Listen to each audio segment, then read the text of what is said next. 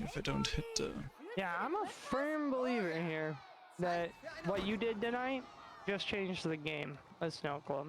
Like, what you did yesterday already was changing everything for sure, but it wasn't really implementable. What you did tonight is you just polished it. It's over. Like, it's done. You could literally post it in routing. It's So good. finished. 3 times in a row, It's the exact finished. same thing. It's finished. It's literally 100% consistent. It's just a matter of if you get out. Like, because I can literally get the same speed, you get the same amount out, and since we're on 120, you always make it to the end of the tunnel, so I get the best tunnel version every single time, and it's just perfect. This is even better. This is the best version ever. You did it perfect. I'm right with you. I don't know if this is good or bad. No, it's perfect. Like, if you're not going to get stuck at the whale, you couldn't have done it better.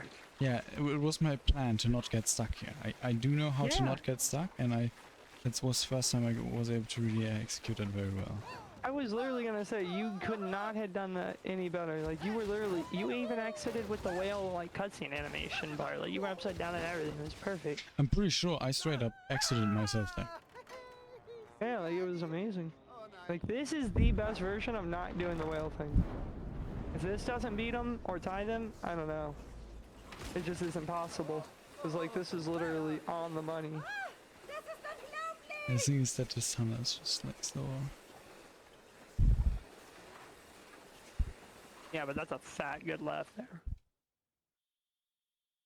And let me... Okay. Hello, hello, and welcome to my first tutorial video. I'm Argros, and I'm going to tell you today how to do the best way of Bobsled OOB currently known. There are quite a couple ways of going out of bounds and then hitting some random triggers that are further on the track and skipping portions of the track, but this is the best way I've found myself in the last couple of days while I was messing around with it. There are quite a couple of things to note. This video will be quite long, and I won't even go into detail on everything I do know, because that would be just way too long and way too much information. You can test a lot yourself and figure out how stuff works and how stuff doesn't work. But yeah, I'll jump straight into it. Beginning, we need to be on 120 FPS, both players. That is the best version. You can be on the same FPS on lower FPS as well, but if you're on 120 FPS, getting out of bounds in the bobsleds early in the beginning is the easiest. So what you do is, both players are on 120, you start the bobsleds, and the right player needs to be client. So in my case, it's me with May, since May is 99% of the times client. That person wants to be client, wants to buffer left as soon as the bobsleds start, without spamming interact whatsoever. Then you bonk the left wall, you bonk the right wall, and you bonk the left wall again. And on the left wall, you will go up and out of bounds on the second time you bump the left wall. On these bumps, you need to make sure that you don't instantaneously press the other direction. Don't anticipate, okay, I'm going to hit that frame, I need to hold that frame, that's the direction. Then you're way too quick and you won't hit the right part at the wall at the end. The same counts as, don't just sit there and hit the wall and don't do anything until you're like way away from the wall again. It's somewhat like the middle ground of like, you actually react to hitting the wall with like your normal reaction time, but you don't like wait any longer. That works most of the time. It is a rhythm thing though. The more you're in it, the more you get it, and you can get out like every single time if you're really in it, or just be completely off and miss it 10 times in a row. I had both things happen. The 10th times in a row I don't think actually had happen, more like 5 times in a row, but still very bad, and it felt very bad. But that's like the most consistent way I currently know of getting OOB in this very beginning, which is what we need for the skip I'm going to show you.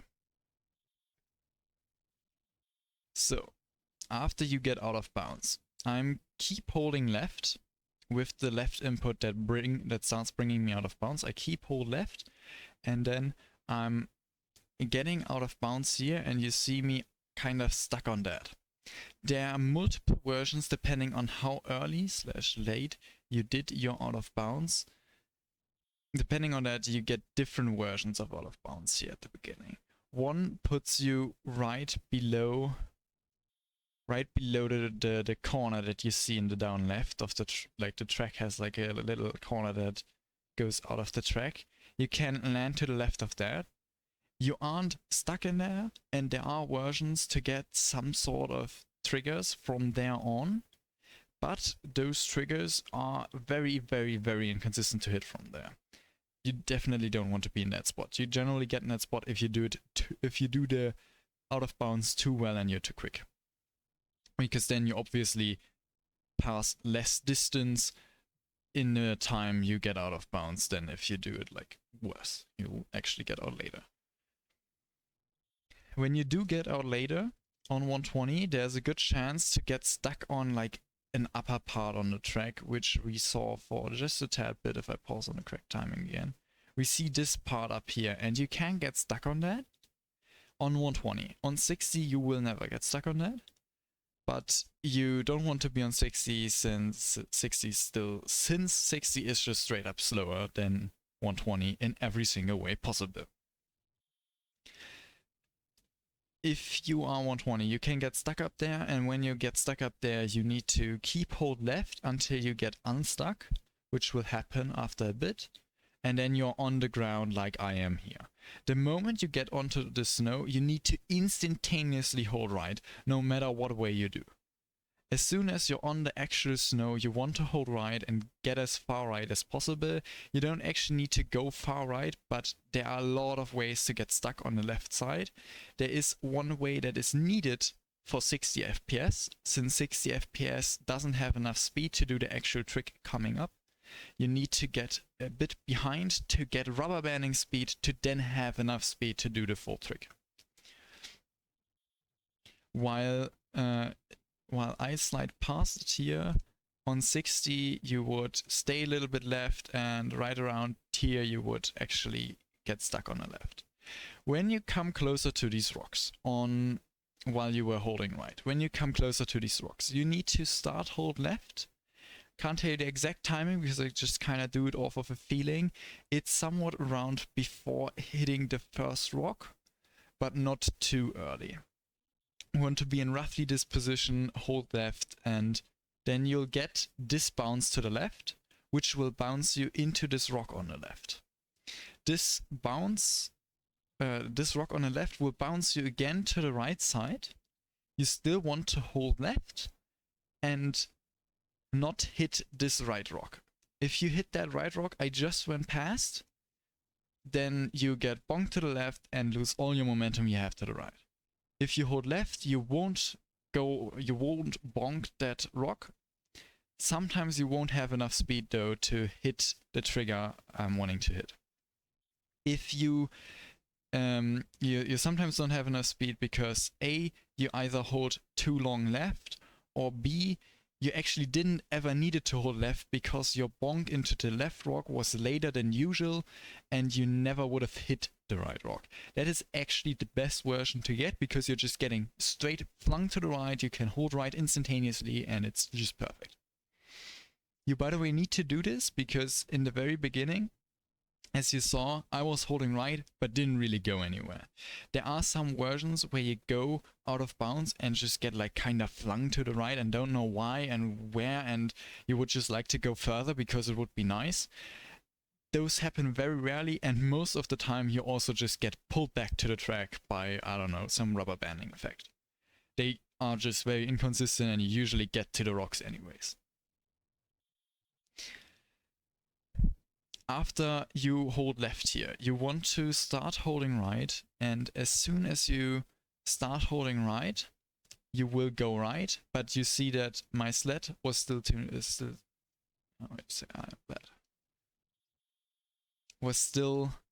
I'm still like leaning to the left because I'm like still in the track kind of. The game still views me as in the track and I'm like on the right side of the wall right now. Another thing you see is that I'm starting to slightly lift up. That is what happens when you hold right too long. Because at this point, this point is really good. At this point, if you hold left, you will go to the ground and slow down really hard. I didn't do it here because that is obviously less optimal than just straight going to the trigger, which I'm going to do. I'm going towards this rock, and around these rocks here is the trigger. And I only start holding left a bit before this, because you see me go up for just a tad bit, like actually lifting from the ground, and immediately after that I start to actually hold left and I go back to the ground. I hit this rock, this entire like plate of ice that is kind of sticking out is what you want to hit. As soon as you're like in front of that and hold left, you'll start going backwards. Which is why I was starting to hold left to A, go down to the ground again, and B, now I'm holding left and I'm going backwards. I am already very far behind because I did the whole getting around the rock, the right rock that I didn't want to bonk into. Because I did that very cleanly, I'm very far back already. The further back you are on this part, the better it is. So I'm holding left here and I'm going to get pushed backwards. I'm instantaneously hitting the trigger in this version because I'm so far back and it was just straight up perfect. And now I don't hit the whale trigger as most people so far that try to consistently hit this. I hit the tunnel trigger.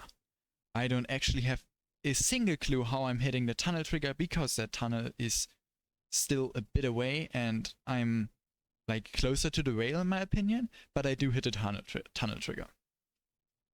The tunnel trigger, now I'm getting into this position here where you see to the left is the tunnel that you usually get thrown into, and to the right is out of bounds stuff. I am going to get stuck on this wide. If I'm holding right the entire time, as soon as I get pulled, you will get out quite quickly. I got out immediately. That always changes a bit. Generally, if you hold right immediately, you get out almost instantaneously, maybe wait half a second. If you hold left though, or don't hold anything, you will never get out anymore. If you don't get out almost instantaneously, you just straight up don't get out anymore and you're stuck, and it's just a terrible version because you will get into the tunnel inbounds as soon as Damon hits the trigger. Since one thing that I forgot to mention at the beginning, you need to link client to host. So client grabs the first, the left bobsled, cancels, grabs the right bobsled. After I hold right, I'm still continuing to hold right and follow the tunnel that is above me. The way this is faster is me being an insane amount ahead of the Cody player, the host, and the host will get insane amounts of rubber banding and zoom forward. Because on host side, client is actually still in the tunnel. I never left the inbounds area and everything looks kinda, not fully normal, but it looks kind of normal. I just get stuck on a track and it's whack. But on his screen, I am currently sliding through the tunnel. On my screen, I am behaving as if I'm sliding through the tunnel. I can move as if I'm sliding through the tunnel, but I'm not actually sliding through the tunnel. Be aware, since we're not actually sliding through the tunnel, we have this like distance to the tunnel and we generally keep it. There are a couple ways to reduce or like make it bigger, but either they are not really consistent or they are just straight up useless. I didn't really find stuff with that. My current best route, there are quite a couple routes you can go from here. There's a lot of terrain you need to dodge because you want to get to the end of the tunnel to give the host the most rubber banding speed possible. Yeah, there's quite a lot of stuff to get stuck on. My best route is you hold right a bit and you follow like straight below this tunnel. You see these rocks to the left. They don't always appear. Sometimes they just never appear and you need to guess where they are.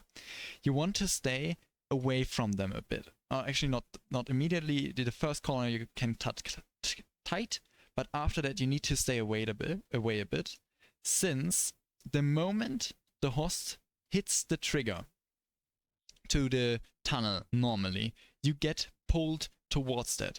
Just a bit back, Nothing really too crazy, but if I were to actually be really close here, it would pull me to the left and I would get stuck in this corner in between these rocks. It is insanely bad. You get stuck and you just straight up lose time. It is not helpful. So you don't go as tight around the corner and get pulled most of the, like, if you're really good, you get pulled like the moment you would get stuck there. So that's why I say be a little bit further away. If you aren't further away and you play the entire beginning a little slower, so the host hits this trigger faster for you, then it might be in a completely different position and you never need to not go tight here and you can actually go tight around. But you want to stay away if you play insanely clean, as I did here. Then I'm able to just go normal for a bit, still follow the track, but I'm now actually holding consistently left. I'm going to pull back a bit, because this rock is like the one rock you don't want to hit, but after that you can hold left the entire time. Now this part comes up. I haven't 100% figured out how this part works. Sometimes I don't have the height to get on these left rocks, and I'm like getting somewhere in between and bottom there. Bottom there is 100% trash, and you just will get stuck. And as you don't give the host for the entire tunnel the rubber banding speed, and you will get pulled into the whale normally, and you won't get any crazy stuff afterwards. But if you get on top of these rocks, which I believe is straight up holding left as early as humanly possible, because I do get this really, really consistently, but I never really felt the one thing that makes me not get it sometimes. So when you're on these rocks, there are two versions to go. I'm going to go right and go on top of this other rock there and go past all these rocks and continue my journey. This is the first time I actually tried this in this video, and I haven't actually done that exact way yet, again, because it is fucking hard to do everything perfectly, to be on the pace to even attempt that properly. But on this video, I did everything perfectly in front and tried this version, and it was faster than current Comm-Gold, which just straight up hits the whale trigger when you're supposed to hit the tunnel trigger at that timing. Which is very fast, but this is around a second faster. I didn't actually time it, but it's something along that lines. If you aren't too crazy fast, you should actually get stuck to the left here and be stuck there until the host goes on and hits the whale trigger, because then it will pull you, and in almost every case, I had a couple incidences where it wasn't that way. I don't actually know why. I got pulled into the whale and was stuck in the whale.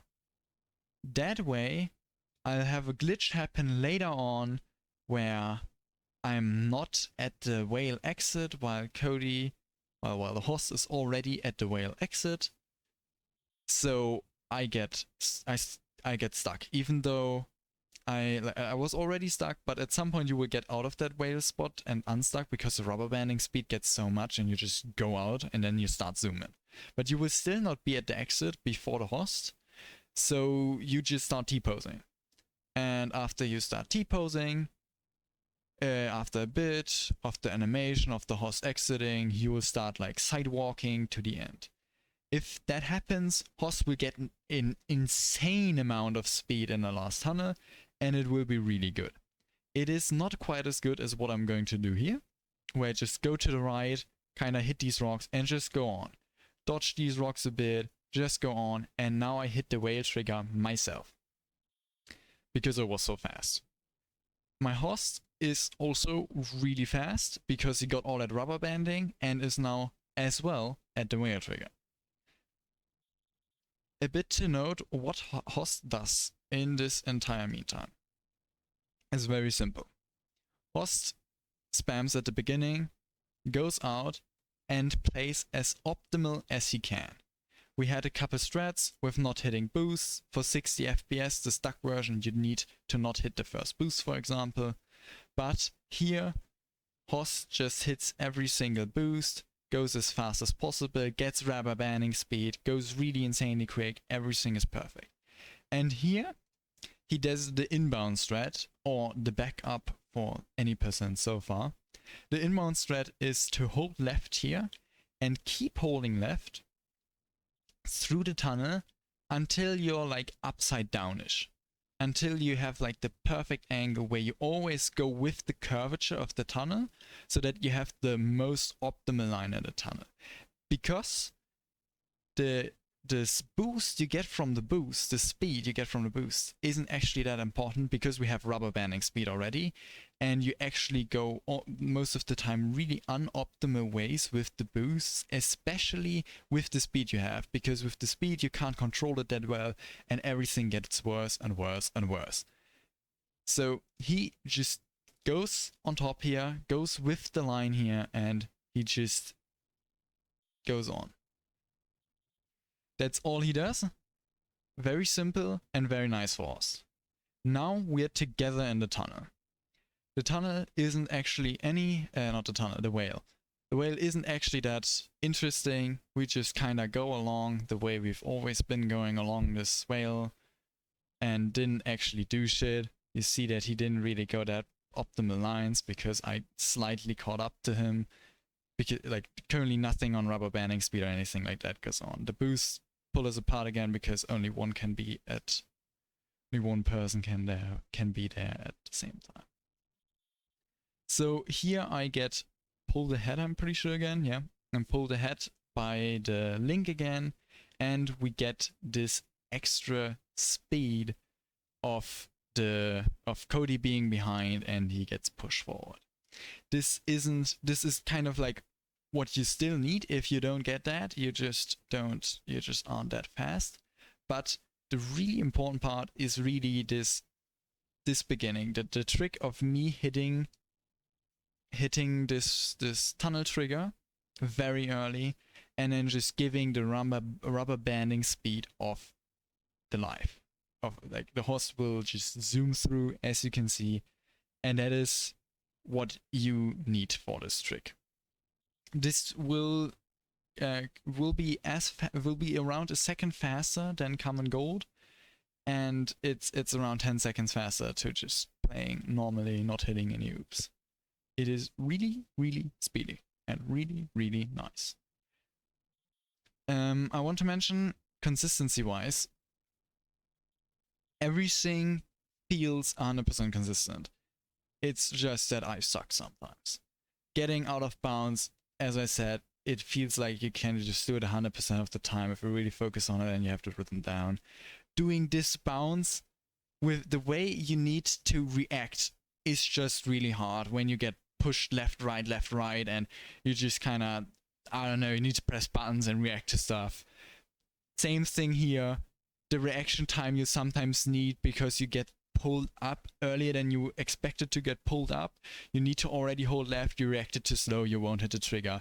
There are so many ways to fail this that it's really hard, but every time like I react to everything properly, it works. And there are quite a couple times where I think, oh shit, I just reacted wrong. Like I was like, I assumed I would just hit the trigger quicker, I don't need to hold left for that long or anything like that. So I failed this quite a couple times by just like feeling like I have not played the way I would have wanted it to be played. This tunnel really just depends on how clean you played before. If you play as clean as I did here, this tunnel feels really free and the movement feels free and everything is really nice. So it really is the trick at the beginning, but this tunnel can vary a lot depending on how well you did the trick at the beginning. How fast you went into the trigger or how slow you went into the trigger. One thing I want to mention here is when you hold left here, you are starting to slow down and stay on the ground. If you hold left like here already and you're already going slower and you're on the ground, I am usually starting to do taps of right, because those right taps will push me a bit forward, but won't actually give me enough height because I'm immediately pressing left again.